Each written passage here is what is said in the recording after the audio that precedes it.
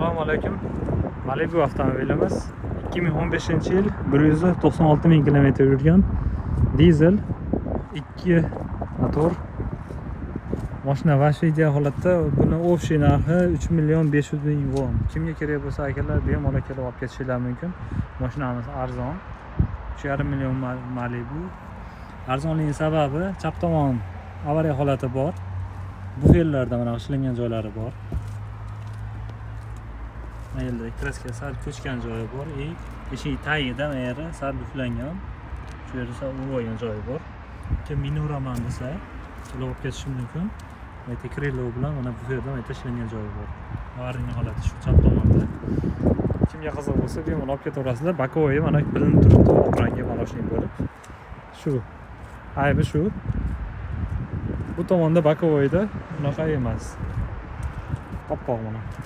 Balonlari normal holatda. Balonlari diskalari sal ishlangan joylari bor, atak. Normal holatda balon. 18 diskalar. To'ralashi beskusiya dastur. Orqa salon istadi. Signallar urilmagan, точно cho'tka holatda. Oldi signallari ham mana elektronniy. Sistema pamatlari mavjud.